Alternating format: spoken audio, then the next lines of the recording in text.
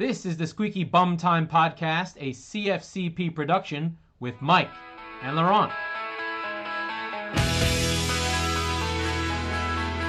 All right, my friend, we are off. We're back. We're going.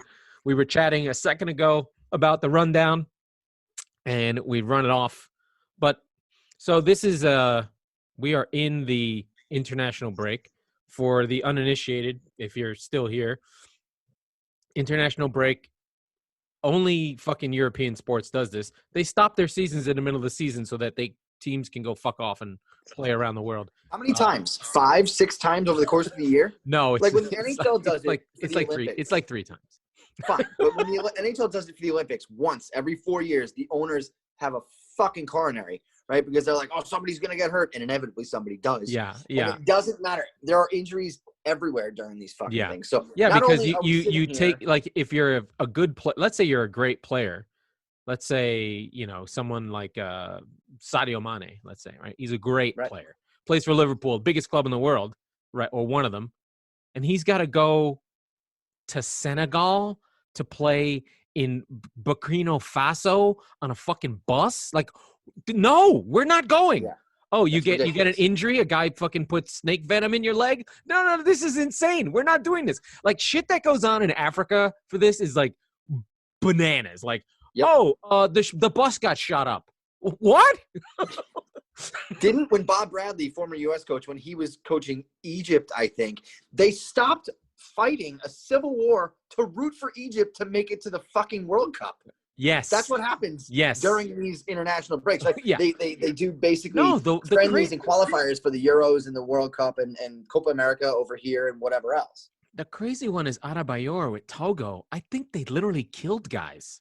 Jesus Christ. On the team. Like, there's some story with Togo and Adebayor and bus attacks and kidnappings. Like, it's fucking bananas. Like, dude. And so the Africa stuff is the best. I mean, listen, we're exaggerating.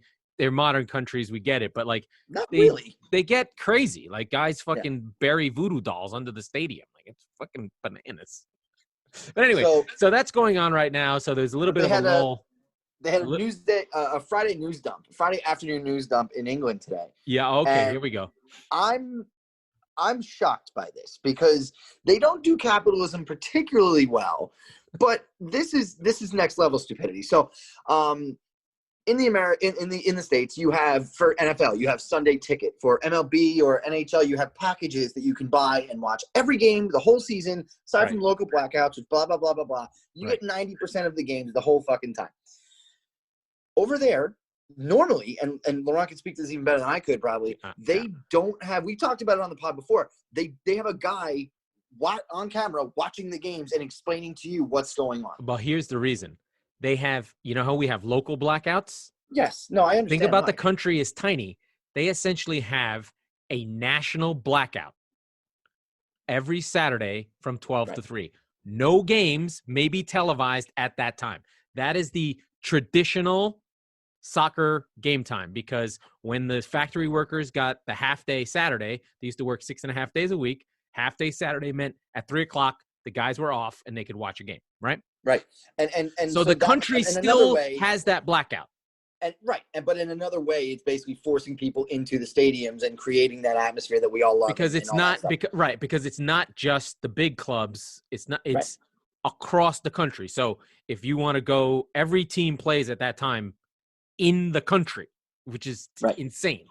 And so we've been over here in the States, we've been struggling with what's become NBC has the rights, and they use their new streaming service as kind of a Trojan horse to force people into paying. And it's $50 for the year. Right, exactly. Which is $60. If you want to get mad about that, you can, but it's pretty good. What I'm saying, I'm not mad about the price of it. I'm mad that in the UK, it's crazy. Some games are on it, some games aren't. So last week we were talking with our friend Shari, who we're going to have on the pod soon. You'll be able to actually hear from him instead of us talking about him. And I was just venting about why isn't there just a Sunday Ticket? This is so goddamn stupid.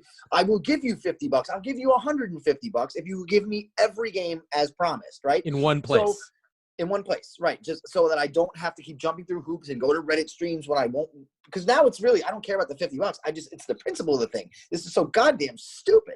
So fine. And it gets worse because that was $5 a month or $50 for the year. And now in England today, they've basically created a pay-per-view as if every match was a UFC event, right? And it's £15, almost 20 American dollars for one match. One match. I'm flabbergasted by this. And to say that I'm frustrated isn't even going to hold a candle to what our friends across the pond are doing. There's a genuine there's always riots going on these days, but there's people screaming in the streets over this, and rightfully so, I think, because the other thing is that they're not allowed in the stadiums right now because of everything going on with COVID, right? So now they are forced to pay on top of their already cable bills to pay $15 or £15 per match. Absolutely asinine. You're looking at what? That's £60 a month, roughly, for every Premier League match. That doesn't count Europa League, Champions League, the cups, any of that shit, which I guarantee you they're going to lock onto this too. It's absolutely asinine. And the clubs voted on it in a 19-1 decision. Shout out to Leicester City for being the only club who dissented. But it makes sense from their perspective, right? Of course, of course, it's a way to generate revenue in a way when you can't pack fans into your stadiums. I understand. But my God, who's the idiot with the pricing model? $15 a game or £15 a game? Are you fucking kidding me? Well, here's how you have to think about it for them, right? Like, one, they do what they had been doing during this lockdown was all the games were televised. Like any game for any team, you could watch it, right? But with the loss of gate revenue, which is big in the UK, like the disparity in revenue for each team is tremendous. Like it's not like baseball. It's not like the NFL. Like we complain about disparities in revenue. It's not like this. This is insane. Like there's teams that have $100 million payrolls versus teams with $500 million payrolls, right? Where one player on Manchester City costs as much as all of Burnley easily, right? Yep. So when these guys are trying to do this $15 and why most of the teams did it, they're not thinking about their fans. They're like, we're going to go out of business. Like the margins in soccer in Europe, because it's so hyper competitive, right? It's so competitive. They do things like 80%, like it's not unusual for 70% of revenue to go on player wages, right? Which is bad, right? Like in the NBA, they argue about 51-49, right? And they try and hide revenue. So we're talking about hyper competitive, really small margins. These teams survive, a lot of them, on the largesse of the owner, simply going, okay, I'm going to take money from my other business and just give it to the players because the team is not a business entity. They're literally not thought of as businesses. They're there to survive and serve the community. And it's not like a franchise where the value of the league locks in the value of the team, right? So, if Burnley is a good example, if they fall out of the Premier League, they can't sell that team for $400 million or $500 million. Like the Tampa Bay Lightning in the Tampa Bay Bucks. Who's the fucking team I want to talk about? Tampa Bay Rays. I was saying there's only one left. Are a completely shitty, worthless, fucking piece of shit baseball team, but they are one of the 32 baseball teams. But the floor is the ceiling. They're automatically worth almost $1 million or $1 billion by accident, just because they're in baseball. Because that is not true in England. So they're talking about different financial, and that's why they have to do it at that price, because they're trying to get the money you would from the gate by television. And it's easier to allocate it to all the teams if you're buying Burnley versus Manchester United. And that's what they're doing, right? That's what they're doing, right? It is direct. It's like, I'm a Burnley fan. I'm not on TV. I'm buying the game to watch Burnley, so Burnley gets that money. But so bringing it back to the supporters' point of view. Well, they're going to complain about everything. They want it to be free. They are. But listen, and I'm not going to say that they're right about a lot of things. And in fact, I disagree with them very often. But their season ticket purchases or their revenue for that already has been deferred to next season in a lot of cases. Right. Well, they should get it for free. Or they should get it for free.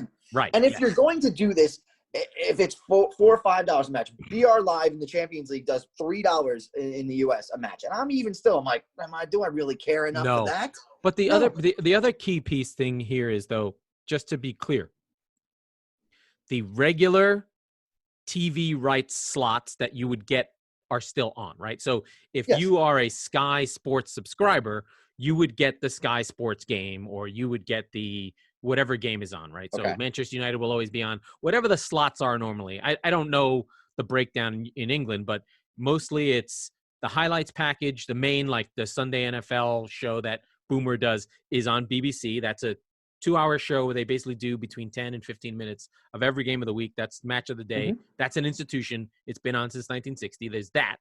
Then there's Sky, BT Sports, and I think that's it. Sky and BT. And they split games that are not at the 12 o'clock window. So Sky will have a Monday Night Football game, which is a big deal. And then there's usually a night game on a Saturday, and then Sunday games are sometimes BT. And those games will still be on those things, but you have to pay for those. They're paid television. Well, it's paid television through whatever cable package you whatever have. The same way when the Rangers are on NHL Network here in the States, and I have to get that part of the, that add-on to the cable. So I mean, the price is the argument is on price. The English complain about fucking everything because they're poor. No, I get it, and so I said they're bad at capitalism. But and they're, I can't get my head around £15, $20 a game.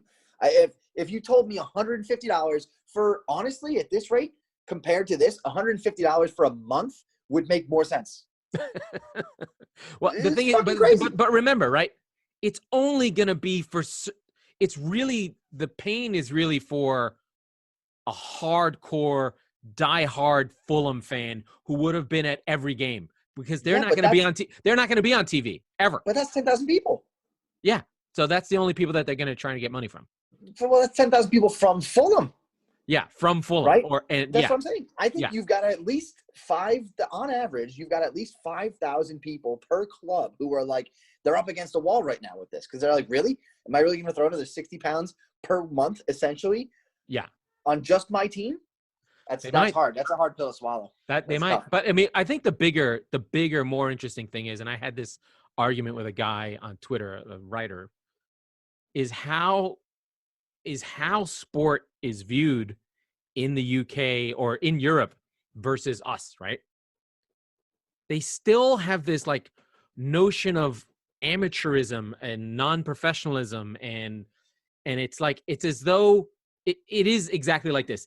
They treat it as though college sports had become professional at some time, right? If you could think about how that would be for people's brains, they'd be like, what do you mean? Like, our professional sports were always professional.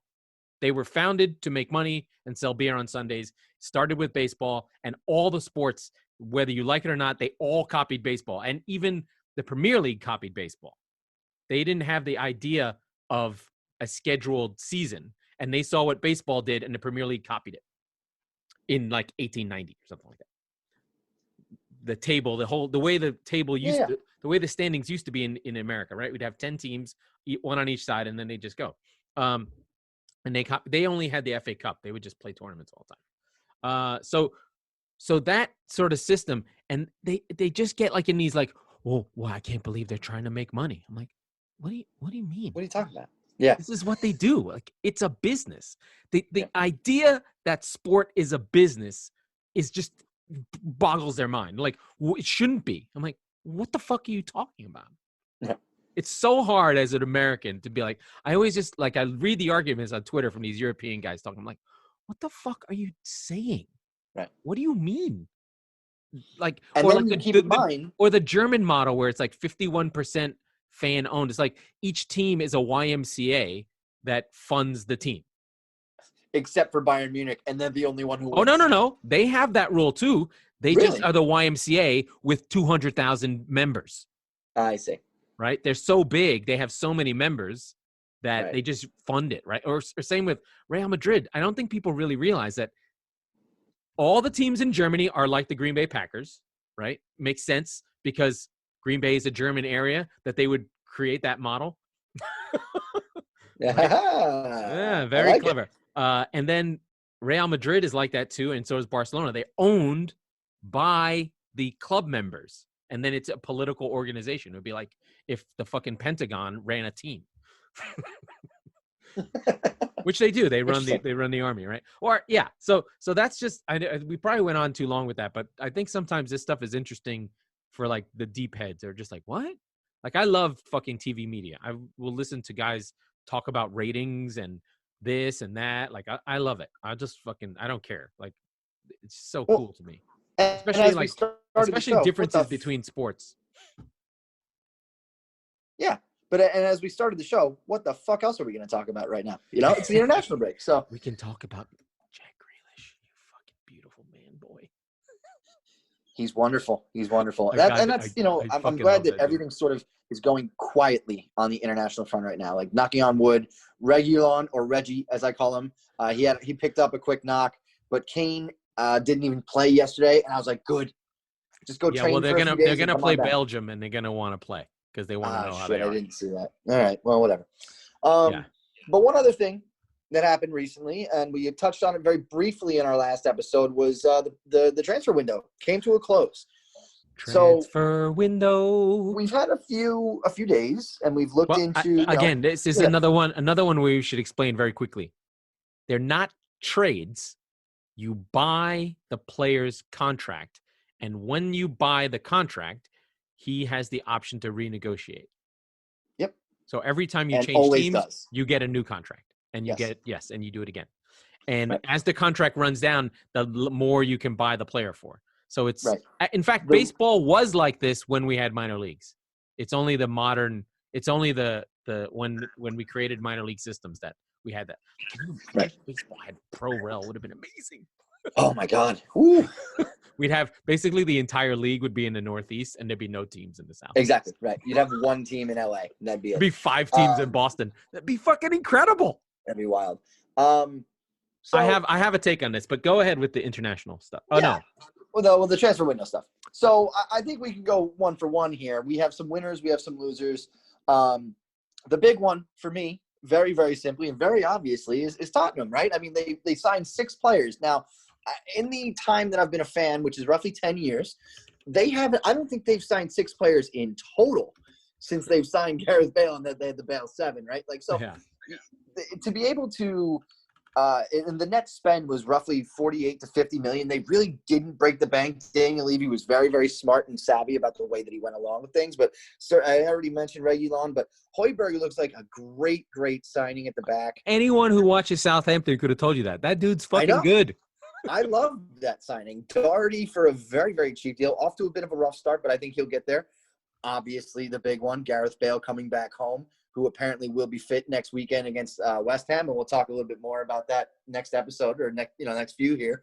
But yeah, I mean, so for me, that's the low-hanging fruit that I'm absolutely going to take. I'm taking a victory lap for Daniel Levy, who catches a lot of shit, sometimes from me, but he was fantastic. So that's mine. Who's a winner for you, Laurent? Dude, I'm going with Aston Villa. But just fucking, I love all the dudes they brought in.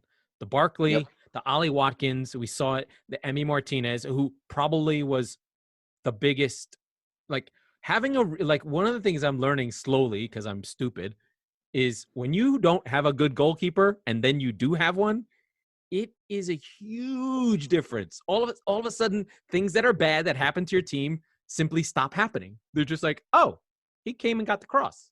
That was awesome. And then when you don't have a good goalkeeper, you're like, why are they scrambling in front of the goal? Oh, fuck. It's an own goal. Or what? What do you mean? He just didn't come out and get that? Or why is he going out there? So when you have a sure goalkeeper, all of a sudden problems that it's the same for defenders. People don't, the thing, it's probably the same in like hockey as well. Really good defenders and defensive players make things not happen. So you just simply don't happen. All of a sudden, the ball goes the other way, they get it and send it back the other way. So you feel like you're on offense all the time, when in fact, they're preventing all the shit from happening that when you don't have it, you can tell. The very, very tip top for both football and hockey, I think, are true, where tip, like the Van Dykes, the companies back in the day. They're noticeable, right? Yeah. But a good defender is like a good referee. You don't notice them, right? Yeah. You just go, things just don't happen. Oh yeah, Toby Alderweireld is playing today. I totally forgot because he touches the ball and he gives it to one of the midfielders, and they get it back up to the attacking third. So yeah, I mean, and so Villa did a couple things, right? So it's Watkins, it's Martinez, and then this other guy. What we know what's been going on with left backs who are essentially now wingers. Was a defensive position in a flat four, is now become an offensive position, and teams just go, well, we're going to defend with two, or they make really strong central midfielders. But Matty Cash came from Nottingham Forest for Villa, and he's really good too. He's got a bad mustache, funny hair, looks like he's 12 years old. But 17 million is a lot from the Championship. So those are the teams I look out for, and they cleared out so many dudes. So I really like them. That's really been my sort of takeaway. Like, I really like to pay attention to the shit teams, because the good teams are the good teams. They're always pretty good. The shit teams, they have a lot of the character, right? They're the guy who shows up in the second season of a TV show you love, and you're like, who's this fucking guy? This guy's awesome. Right? Yeah, the Rafifi in fucking in the league. The league, exactly. Rafi, yeah, Rafi. Yeah, when Mandzukic exactly. shows up, you're just like, Mandzukic, where? How can I get a feed of guest appearances by Jason Mandzukic on any show? Like, I don't watch the show, but he's on it. So what is he doing? Yes, I will watch this next episode. Absolutely. Who else do you got? I'm gonna go one more winner. I'm gonna go with Everton. Another sort of obvious one, but I mean, James Rodriguez is a wizard. But it's more than that. Alan, however you say it, at the back. Alan. He looks really, really strong. Let's do it white boy style. Yeah, Decore is really, really good. I mean, he's the underrated signing of the whole window there, I think. Well, I mean, Calvert-Lewin is coming on strong. It's tough for Decore because he was at Watford, and he's kind of just a run up and down guy, but he's so athletic that it just makes it works, right? Yeah. Right? He may not be in the right place all the time because a lot of stuff is spacing. They're almost polar opposites, James and Decore. Yeah. James doesn't move at all, and he doesn't run, and people are like, well, he's not doing anything. And Decore, including me sometimes. And Decore is running all over the place all the time, and probably half the time in the wrong place.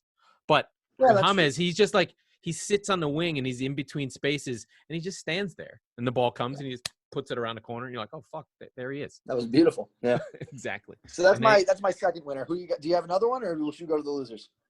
Well, I mean, we could talk Chelsea. I don't want to talk Chelsea. I think I'm more interested in with Chelsea is just they never spent the Hazard money.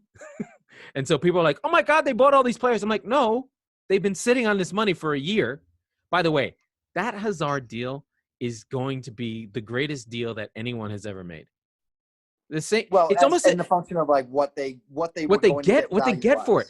The other one is, and I underrated, and I know it's 4 years ago. The Coutinho deal essentially creates modern Liverpool. That's correct. Because that deal gets them Van Dijk, gets them everything. He funds the whole project. It gets them Van Dijk and Salah. And they have money left over. Yeah. And the best part about the Coutinho deal from the Barca side, which I think I mentioned when we were talking about they got Champions fucked. League, he scored more goals on loan for Bayern Munich against Barcelona in that 8-2 game than he did for Barcelona last year. Fucking insane, right? Yeah. So you sent a list here, and you're concerned about Southampton moving. I want to disagree. I think Southampton will be fine. They'll reload and find a dude. I just want to look at the guy they got in to replace. You're not a lover of James Ward-Prowse, huh? Oh no, I am. That's Kyle Walker-Peters. You don't like him? He stinks. I want to root for him. He's just not very good. And that's the thing. That was the beauty of that business. It was Kyle Walker-Peters and £3 million for Højbjerg. And I'm like, okay, he's drunk. Like, whatever's going on, he's drunk. Say yes. Sign the paper. Yeah, so the guy they brought in to replace is a guy from the French league. And if you know anything about the French league, it's defensive. They always play two pivots, and it's always really athletic. Like all the best defensive midfielders, the sixes, are from France. Kanté, Idrissa Gueye, Gayer, the guy at Leicester. And so they've got another one, this kid, Ibrahim Diallo, that they got from Brest. Don't laugh. For 16 million. And he'll probably just step in and replace Højbjerg. I just trust Hasenhüttl. I just do. I don't know think why. no. I think that from that perspective, I think so. But I mean, and I did forget about Diallo, but I'm just worried about the business that they were doing when I wrote this, which was a few days before for Southampton. But I mean, I love Hasenhüttl as well. I don't know if they're going to be able to sustain that. It's going to be Danny Ings is not going to score 25 goals again. He might. I just don't. I don't know that he is. Yeah, he doesn't have to. They just need Adams to score 10. I know, and he's got a lot of missed chances. I have him in fantasy. he runs hard. He's in the channels. He'll get there. He's got to just stick with it, right? Yeah, no, that's fair. Danny Ings had a bicycle kick goal, by the way, yesterday. Oh, in internationals, nice. I love it. I love it. I think Sheffield United. It's one of you already mentioned it with Emi Martinez and Aston Villa. One of those things where you lose a good goalie, you don't realize what you had. Sort of. Yeah. Dean Henderson going back to United is really hard. Aaron Ramsdale from Bournemouth is not Dean Henderson. No, he's not even close. Not yet. So, no. Yeah, so that worries me. Wow. Ryan Brewster was a lot of money. It is. Liverpool. I'm just looking at it. I'm like, holy shit, that's $28 million. Yeah, that's a lot of money. And that's what, and again, shout to Chari. We were saying that that's a lottery ticket. That's a 50-50 shot. Like, he's extremely talented, but he's very unproven. So we'll see. Yeah, sure. But good on Liverpool for getting that much for him. But I don't know. I would rather have there's the cat. I would rather have Callum Robinson that they gave to what? Well, West Brom? Yeah, I don't know. I mean, it's weird. I'm not sophisticated enough to always know all this stuff, but it just seems to me that it's just a crazy number, right? Like, so I'm on Transfer Market, and they have his market value at $5 million, and they paid 25. Right. Yeah. Exactly.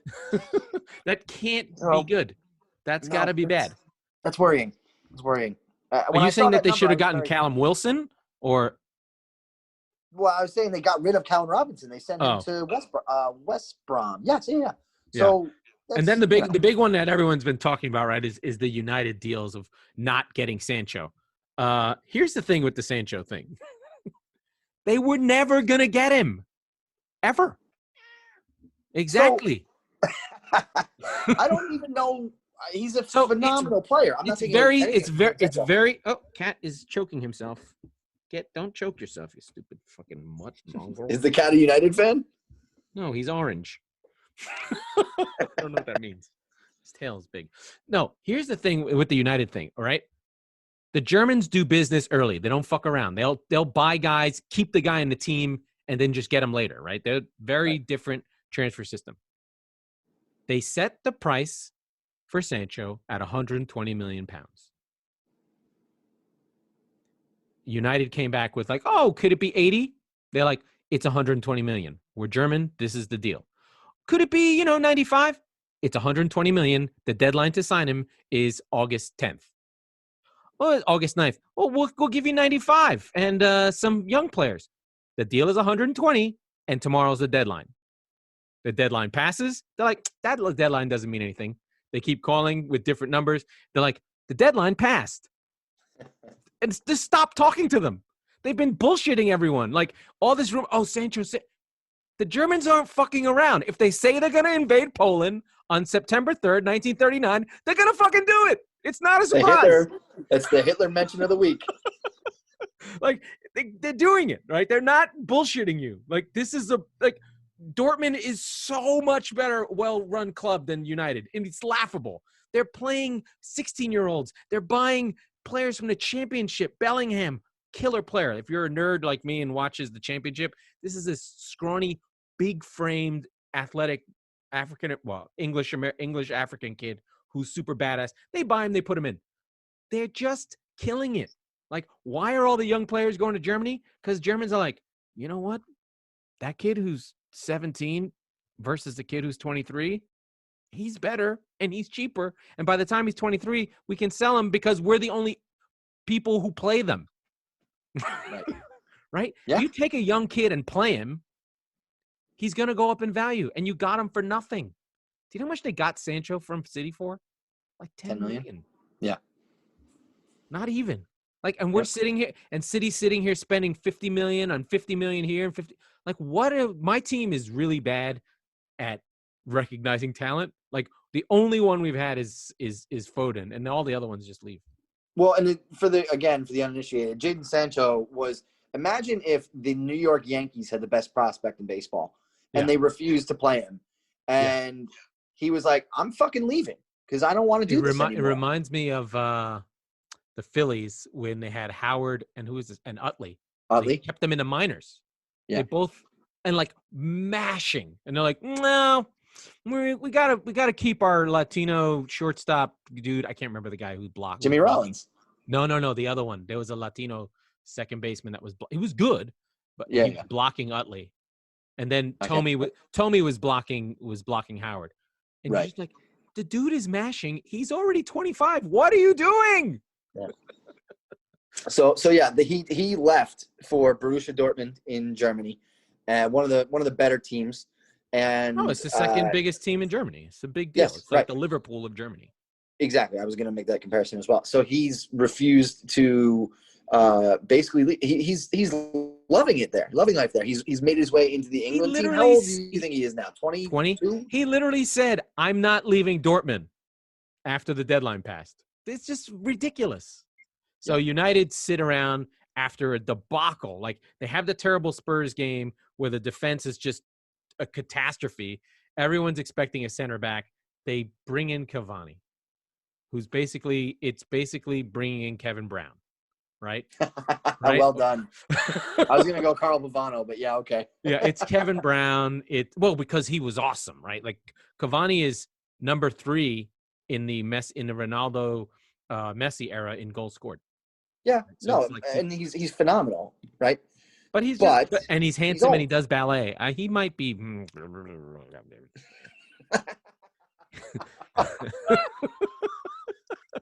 He may go the way of a Jenner. I'm not sure which one, or their name, or who they are, or what. There's many options. They could be anything, but he's really pretty and got long hair. I don't know where he's going with that. That's our show, folks. No, but next week we're gonna start having some guests we're gonna make very uncomfortable with jokes like that. So yeah. We're gonna call it. We're calling it Operation Barbarossa. That's another World War II joke. We're probably gonna have Chari on at some point. We're gonna have Jesse Marshall from The Athletic. Hey, somebody real, somebody reputable. But not to talk about the sport that he covers. Yeah, and not to come talk about hockey. Believe me. We have to ask him. We have to make sure to ask him if he wants David Moyes to ever come back onto the sideline. Oh, absolutely.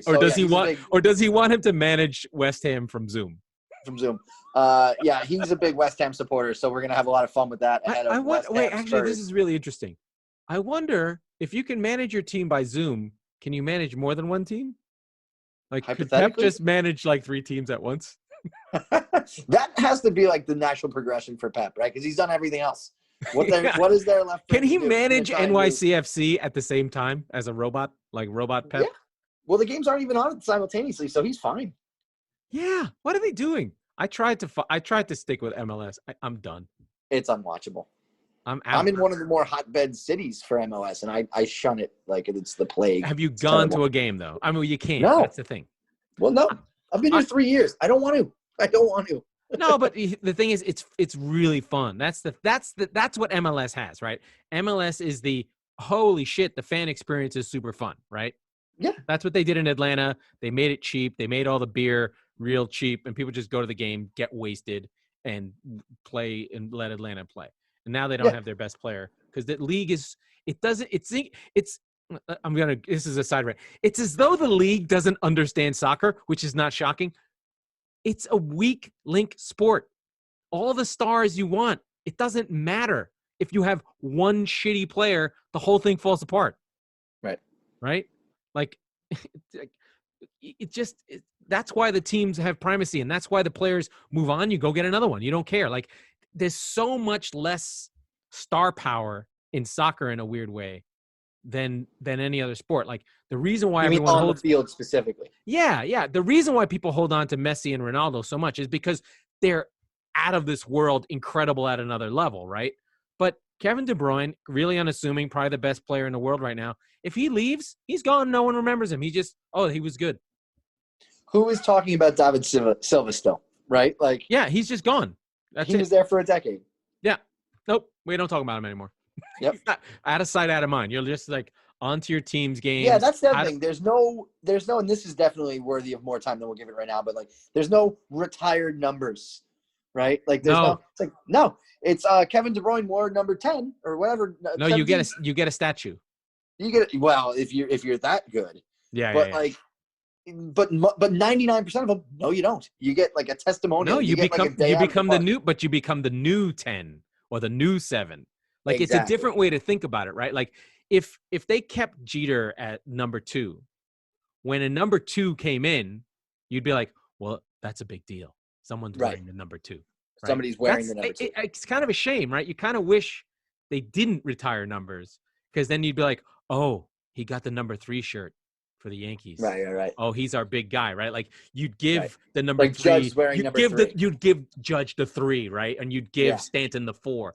That would actually be fucking cool, right? That'd be kind of cool if they kept if they kept that lineup system, right? Because the numbers were just where you were in the lineup, but no one. Which is true of soccer mostly as well. Still. Well, it based on the 4-4-2, right? Yes. The numbers didn't change that much.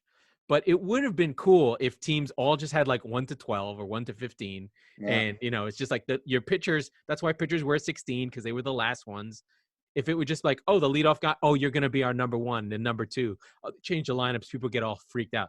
That would be really cool. It's kind of a shame they didn't do that. It's interesting. It's a weird, yeah. But so we'll touch on that a little bit more. This is what happens when we have 2 weeks without football. So no. This is good. I'm ready to keep going. I'll keep going. What do you got? This ended up being better than what I thought. I got nothing. What do you got? I had something. So it's international break, and one of the things that's quirky about it, which specifically for England, is that the United Kingdom is one country, but they have 4 teams, and that was to get England into the competitions, because they were a holdout, and the only way they would join UEFA is if they got to have 4 teams. So they got Northern Ireland, which is not a country. They got Scotland, which is not a country. Well, which is not an independent country. Wales and England. So they basically got 4 votes in this smaller thing. Like back in the day, it was smaller. So what I thought about was, wouldn't CONCACAF be fucking amazing if the United States got split up for soccer? Like, we just because we suck. No, but it would be so much more competitive, right? Like, if you just did it, but not in CONCACAF, we'd be awesome. If we could play in the World Cup as the U.S. It would have to be Mexico and Canada would have to be split up too. Or maybe I'm just trying to think of, like, what if the states were states, like in tournaments? Like, they were just all broken up. It'd be fucking awesome. Okay. Yeah. Because then it'd be like tons and tons of teams, right? You'd have to have more teams out of CONCACAF, because it's like California made the 2015 World Cup, but they didn't make the or like New York is holding up their Gold Cup as like the fucking most awesome thing ever, right?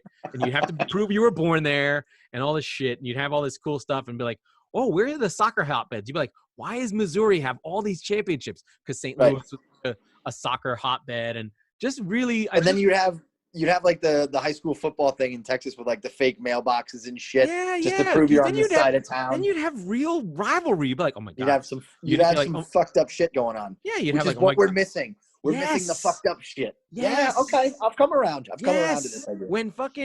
When Washington plays Oregon, that's border. That's a border war. Right. I'm sure there's beef between the Dakotas. I don't know, but there might be. But maybe Montana just hates both of them. Yeah, I'm just saying, like, it would be interesting if we took our giant country of 300 million and in a lot of senses and push things down, right?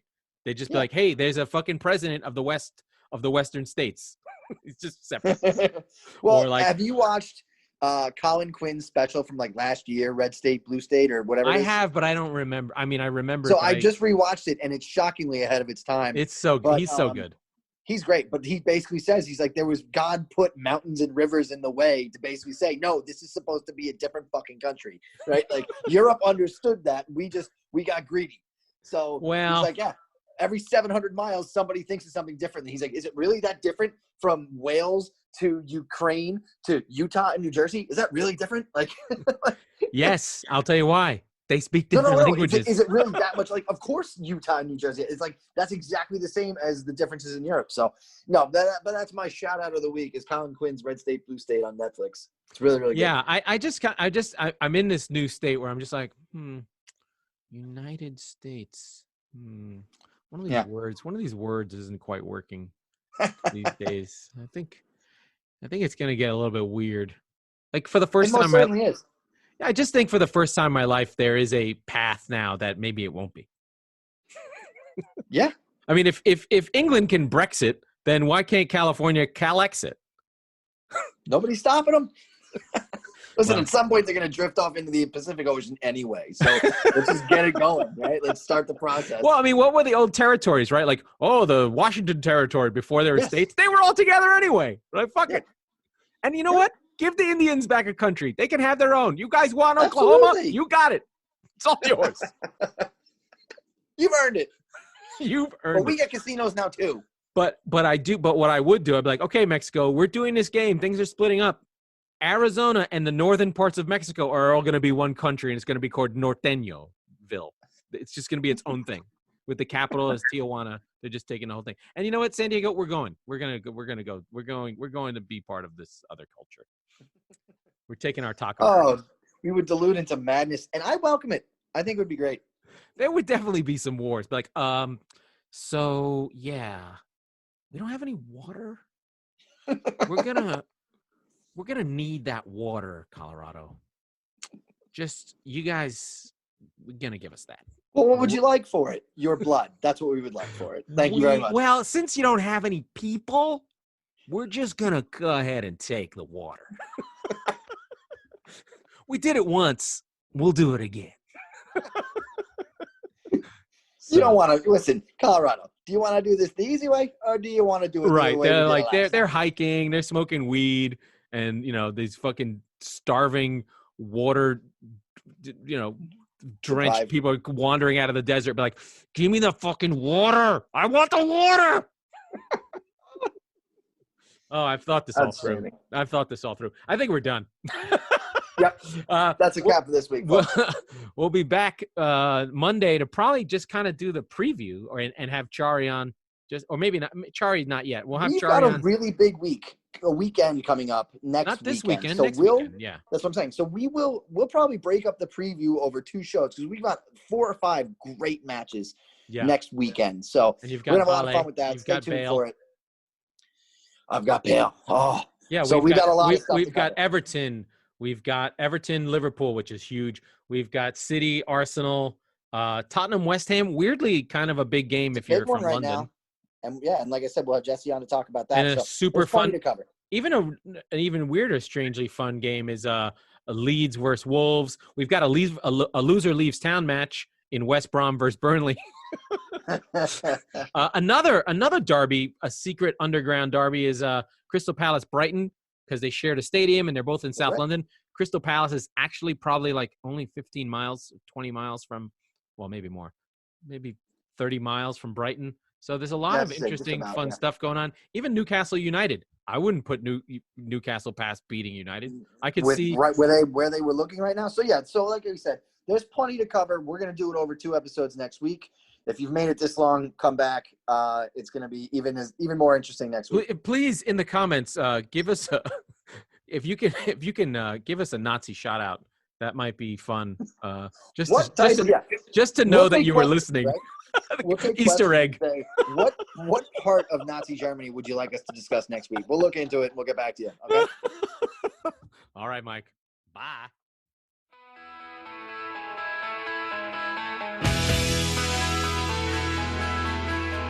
That was the Squeaky Bum Time podcast with Mike Salerno and Laurent Cortines.